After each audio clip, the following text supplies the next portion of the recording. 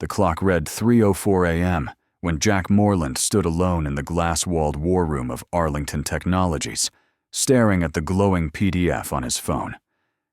Effective immediately, your contract with Arlington Technologies is terminated. Signed, Vanessa Cross. CEO outside, Manhattan pulsed faintly in the dark, unaware that a corporate betrayal had just unfolded 6 floors above the skyline. Less than 6 hours earlier, Jack had closed one of the most aggressive tech acquisitions on the East Coast, a $3 billion merger with Horizon Systems. 3 years of strategic alignment, 1 year of negotiations, and 3 months of face-to-face brinkmanship, all reduced to a midnight memo and a revoked ID badge. My boss thought she crushed me. She didn't know I'd been building her downfall. Vanessa had played it clean. No warning, no confrontation. Just a legal bullet to the head. The same executive who had toasted him with bourbon a week ago was now sweeping his fingerprints out of the building. Jack reread the final line of her email. This decision is final and non-negotiable. He slipped the phone into his coat pocket. The office, now eerily silent, still smelled of post-celebration champagne and the hollowing chill of corporate politics. On the whiteboard behind him, his final presentation sat untouched. Projected synergies. Horizon Arlington Q. 4 onboarding plan. He could almost hear his own voice echoing from earlier. This deal locks Arlington's market dominance for the next decade. Apparently, it locked him out instead. He didn't leave immediately. Instead, he walked the halls with intent, taking in every shadow, every glass reflection, every closed door that had once opened easily for him. The same doors that now would require a badge he no longer had. Earlier that night, just before the board call, he had noticed Vanessa step out to speak privately with Gregory Hale, the chairman. He thought little of it at the time. Now he saw it differently. The whispers, the delays, the subtle sidesteps in board documentation. Jack had sensed rot beneath the polish, but hadn't acted soon enough. His phone buzzed again. Show number. You knew this was coming. Are you ready to burn it down? He didn't respond. Not yet. Outside, dawn crept through the buildings. The city didn't stop because a man was erased from his work, but Jack wasn't the type to vanish quietly. Back at his apartment, he sat at the long steel desk in his study. He poured black coffee, opened a locked drive, and typed one line into a fresh file. Operation Reclaim. Day 1. He mapped the players. Vanessa Cross, CEO, ruthless, brilliant, and arrogant. Gregory Hale, legacy seat, easily swayed. Samantha Price, head of PR, once loyal to him, now distant. And the wild card, Mark Deacon, former cybersecurity lead, cut 6 months ago. But Jack remembered that Mark owed him. He knew one thing for certain. The Horizon deal wasn't signed under Arlington's name yet. The legal transition clause required full board ratification by end of fiscal week. Without Jack, Vanessa couldn't fulfill that clause, unless she forged something. And that would be her first mistake. Jack didn't rage. He documented. He tracked timestamps. He remembered passwords most forgot to change. And deep in Arlington's shared repository, he found what he was looking for. Vanessa's red-lined draft of the Horizon contract, with metadata showing it was edited 45 minutes before his termination. Unauthorized. He took a screen capture, then another. Then he downloaded the version history. Across the city, the boardroom lights at Arlington flickered on as a cleaning crew entered. Vanessa's nameplate still sat proudly at the head of the table, but so did her digital fingerprints. By the time they open the office, I'll already be gone, Jack murmured. But they won't even know what's missing. By sunrise, the empire Vanessa stole from me would start slipping through her fingers. The silence after a betrayal isn't emptiness. It's calculation. Jack hadn't slept. He didn't need to. He needed proof. By mid-morning, he was holed up in a private workspace off Lexington Avenue, an old contact cybersecurity shell company that owed him one too many favors. The place reeked of solder and cold coffee, but it was off the grid and fast. On the monitor in front of him were Arlington system backups from 2 weeks prior, decrypted and mirrored under an alias license he'd set up a year ago as a redundancy test. Funny how planning for failure sometimes gave you the keys to retaliation. He clicked open the access logs, time-stamped edits, IP traces, internal Slack chats. Vanessa's fingerprints were everywhere. But more than that, something else caught his eye. A scheduled board vote that had never been disclosed publicly. Jack leaned in. The agenda had been uploaded at 2:12 a.m., less than an hour before his termination. The topic? Executive reorganization and non-standard asset transfer ratification. She was trying to shove the Horizon deal through under a special clause, circumventing the standard compliance process. Illegal?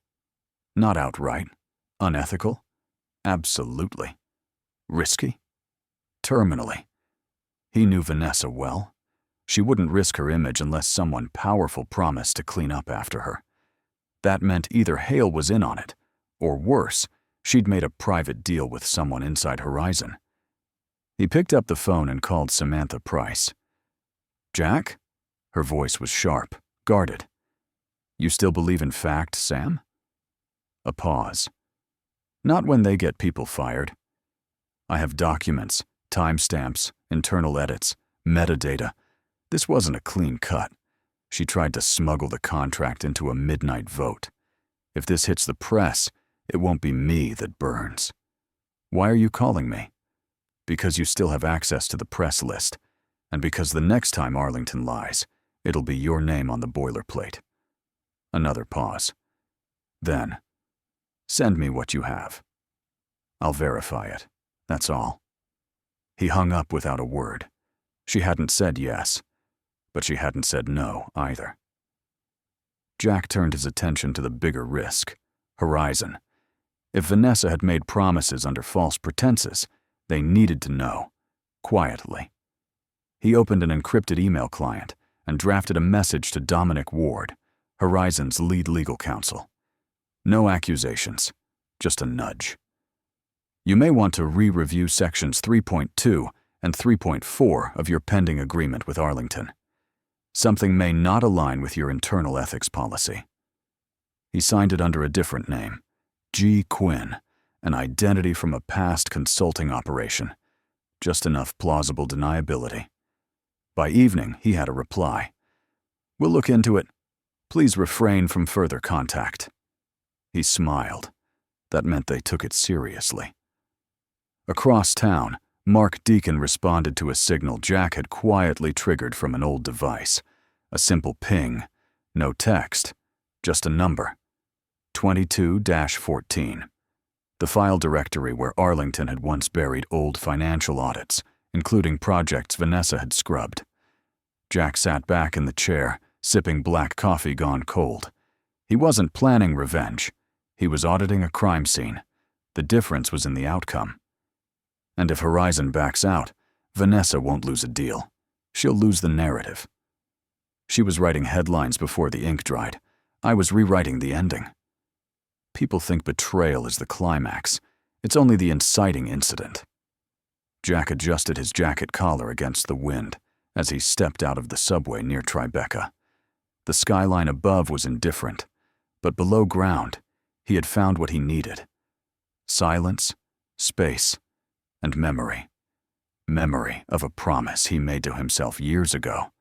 Always keep leverage separate from the machine that pays you. Arlington had paid him well, but he'd kept the leverage in his own vault. Back in his workspace, Jack loaded a series of encrypted flash drives he'd extracted from legacy deals. Among them was the Horizon staging file, the real one, with the unedited projections he had crafted before the board tried to push him out. It still carried his digital watermark. Legally, that gave him ownership, if he chose to fight it. But fighting it in court would take months. Too slow, too loud. Instead, he scanned through metadata one more time. There. Vanessa's revision history didn't just alter wording. It moved entire budget allocations to subsidiaries connected to Hale's personal investment fund. She wasn't just replacing Jack. She was funneling cash. That was fraud. He sent a second anonymous tip to Horizon's internal ethics line, attaching only one line of metadata and a short note. Board-level tampering suspected. Confirmed conflicts of interest. Proceed with caution. Then he turned his focus to Mark. The former cybersecurity head had resurfaced in the Signal directory, uploading 3 internal chat exports and a clean access key to Arlington's dormant DevNet, a system only Jack and Mark knew about. Vanessa had no idea it even existed. In it lived every draft, every audit, every failed project she buried under new branding. One of them contained a quiet disaster from 18 months ago, an acquisition Vanessa had rushed through without full due diligence. The numbers never added up. Jack had flagged it. She had buried it. That file alone, properly timed, could ignite a shareholder revolt. But it needed a detonator. Jack stared at the glowing cursor on his screen. He typed the name of the media contact Samantha once trusted, a journalist known for exposing boardroom schemes, and drafted a brief. Whistleblower seeks validation. Anonymous tips linked to Arlington Technologies. He didn't send it. Not yet. He needed Samantha to verify the internal emails first. If she did, the journalist would get everything. Contracts, metadata, board minutes, redirect logs, all lined up, all provable. And once that story hit, Arlington wouldn't be able to stop the hemorrhaging. The first fire doesn't have to be big. It just has to start in the right room. She thought she erased me, but the story's still written in my hand. Revenge isn't loud. It's the sound of the other side realizing they've miscalculated. It started with a calendar glitch. One of Arlington's board members, Arthur Lennox, had accidentally forwarded an internal scheduling link to a third party. Jack. He wasn't supposed to be on that email thread anymore, but systems don't purge trust as fast as people do. Jack clicked through. Friday morning, 9 a.m., a full board session. Final Horizon ratification, emergency vote. That meant Vanessa was accelerating. She wanted to close the deal before anyone could ask real questions. He had 48 hours. He needed leverage, fast. Mark came through first. A single audio file from 6 weeks ago. Vanessa and Gregory in a private strategy call. Vanessa's voice was calm, clinical. Once he closes the deal, we cut him loose. The board will thank us later. Hale's laughter echoed in the background, unmistakable. The recording wasn't legally admissible, but in the court of shareholder opinion? Damning.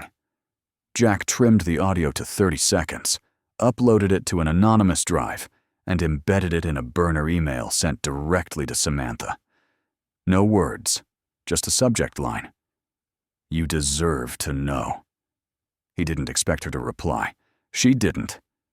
But 2 hours later, a whisper of chaos slipped into Arlington's internal systems. An anonymous post on an investor forum citing insider evidence of manipulation at executive level. Nothing traceable, but enough to get eyes turning. Meanwhile, Horizon responded to Jack's earlier tips, not publicly, but decisively. They paused legal confirmation of the merger pending internal concerns. That meant they were listening. That meant Vanessa was running out of time. Jack knew what came next. She'd make a play, force a signature, bluff the board, maybe even forge a digital approval trail. She was that bold. So he made a play of his own. At 2 a.m., Jack met with Dominic Ward in a private hotel suite, off the record. He presented a single document, Vanessa's unauthorized contract draft, time-stamped 2:14 a.m. the night she fired him. The moment Dominic saw the metadata, his jaw clenched. "Let me guess," Jack said quietly. "She told you I walked away." Dominic didn't answer. He just folded the paper and slid it into his briefcase. Jack stood. By the time the board votes, she won't have a quorum. He left without shaking hands. In the elevator, Jack finally smiled. The merger isn't collapsing, it's transferring. She's about to find out the only thing worse than betrayal is misjudging the man you betrayed. Some wars aren't won by force. They're won by letting the enemy walk into their own ambush. Jack didn't need to push. He just needed to wait. By Thursday evening, Arlington's internal tension began to spill beyond the boardroom. Anonymous leaks hinted at financial irregularities. Slack channels buzzed. The Horizon merger was suddenly under scrutiny. Rumors became questions. Questions became hesitations. Vanessa tried to get ahead of it. She scheduled a last-minute video call with key shareholders, dressed in her sharpest charcoal suit, voice crisp with rehearsed authority. The transition is stable. The Horizon acquisition is secure. And the recent noise you've heard? It's the result of a disgruntled former employee with an axe to grind. Jack watched it all unfold from his secure feed, thanks to Mark rerouting a mirror stream from the company's internal servers. But then came the slip. She referred to a signed document, unanimously approved, before the vote had even taken place. That was the opening Jack needed. He forwarded a compiled packet, time-stamped emails, internal edits, the recording of her with Hale, even her unapproved financial reallocations, to a private equity group that held 8% of Arlington stock. The moment they received it, they froze their shares. Quietly. No press release.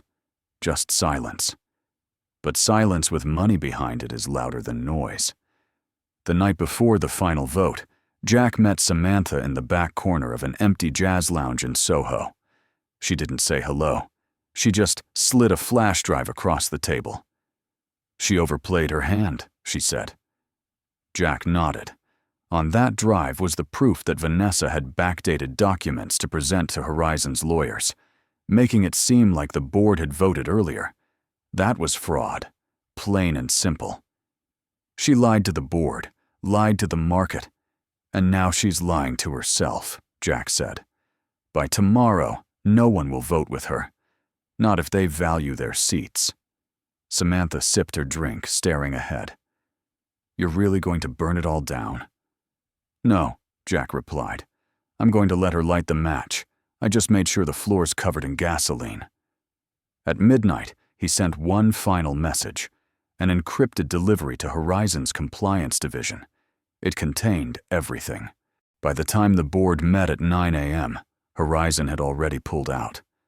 No announcement, just a single sentence in a legal document. Counterparty failed to meet integrity standards. Jack didn't attend the meeting. He didn't have to. He was already at the courthouse, filing a formal shareholder inquiry through a proxy firm. The fallout was beginning, and he wasn't in the blast radius. She wanted the crown. I let her wear it just long enough for it to burn. Tomorrow, Arlington wakes up with no deal, no CEO, and no idea who pulled the trigger. Justice doesn't arrive with sirens. It arrives in silence, when no one's left to cover the lie. The morning news didn't mention Jack's name, but it didn't have to. Arlington merger collapses amid internal scandal. CEO under review for ethics violations. Shareholder group demands emergency vote. Each headline struck like a quiet detonation. Controlled, contained, irreversible. Vanessa arrived at headquarters that morning with a forced smile. Cameras caught her walking past security, posture tight, lips pressed in defiance. She didn't know yet that Horizon had already pulled the plug, that the audit trail she thought had been erased was archived in 3 separate compliance inboxes, that the board she controlled yesterday was now holding private calls without her. By 10 a.m., the internal memo leaked. Effective immediately, Vanessa Cross has been placed on administrative leave, pending independent investigation. No mention of Jack. No need. He sat in a quiet cafe on the west side, watching the story unfold through headlines and whispers. Across from him, a plain folder lay untouched on the table, original copies of every document she had tried to falsify. Unredacted. Authenticated. Not that he needed to release them now. She had already lost. The chair of Arlington's board resigned quietly that afternoon. Gregory Hale cited health reasons. No one bought it. Investors were already calling for a forensic audit. Samantha was named interim communications lead by day's end. Jack never reached out. He didn't need thanks. That night, he walked past the building that once held his office. The top floor was dark now. The nameplate outside still read Arlington Technologies, but something beneath it had shifted. Something permanent. He paused long enough to check the reflection in the glass. Not for nostalgia, just to confirm one final thing. He was no longer part of the company, and the company was no longer part of him. Back home, Jack slid the final flash drive into a locked drawer, clicked it shut, and turned off the light. No ceremony. No speech. Just a quiet reset. There would be other ventures, other climbs. But this one? It ended exactly where it was meant to. The empire I built was stolen, but the ruin she left behind, that's hers to own. And when history looks back, it won't ask who was right. It'll ask who was still standing. The ones who fired him thought it was over at 3 a.m. They never saw the quiet hours that followed, the data compiled, the alliances forged, the trap reset. Justice didn't come in anger, but in precision, and when it arrived, it dismantled their empire without a single raised voice. When injustice is met with unwavering preparation, even silence can roar louder than revenge. No fortress built on deception can stand once truth finds its footing.